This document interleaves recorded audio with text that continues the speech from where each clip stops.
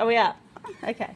So this is a little video about what to do with your drawings and how to begin to turn these into vector editable logos in Illustrator. So here we have a big scan that's 600 dpi in Photoshop, and what we're going to do is we're going to take sections of these and we're going to turn them into little vector things. I might start with this cute little R, or maybe you haven't done this tree yet, have you? How to do the tree. So what we're going to do is we're going to get our selection tool, which is on the toolbox just below the move tool, or the transform tool, and we're going to click and drag a box. I'm going to go Control D and deselect that and do that again. I'm going to start at the top corner above here and just click and drag that box. I'm going to go Control C, which is copy, and then Control N, which is Control New File, New Document. This will say clipboard because it's taken from the clipboard, and what we're looking at is that it's at 600 dpi, that we're retaining the quality, and we'll go OK. Now I'm going to go Control V. So here we have a file that's just this document. We need to do a little bit of work to that before we take it into Illustrator. It's pretty much come out with grey and white. We're going to go in and make sure that the white is white. So at the bottom of the layers window, there's the little black and white half circle, which most people are beginning to know quite well. That's called the adjustment layer. And we're going to click on that and go up to levels. Now we're going to grab the white eyedropper and click on the white space. Didn't really make any difference because that's lovely and white. And now we're going to grab the black eyedropper. So these are just here on the levels window. And we're going to click in a bit of this pale grey, and that's made that black. So that's fantastic.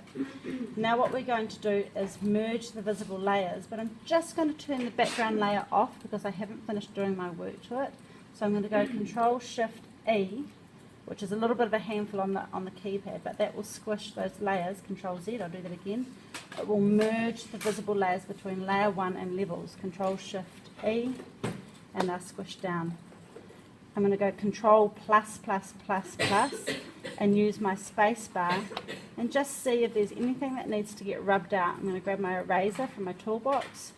Oh, yeah, that's cool because we've got the background layer underneath. This is also a really good moment if you have any broken edges to close them before you go into Illustrator, and I'll show you an example because I've just seen a few really good examples. This tree will be able to have its own fill if its outline remains unbroken. And so here's a little break just here.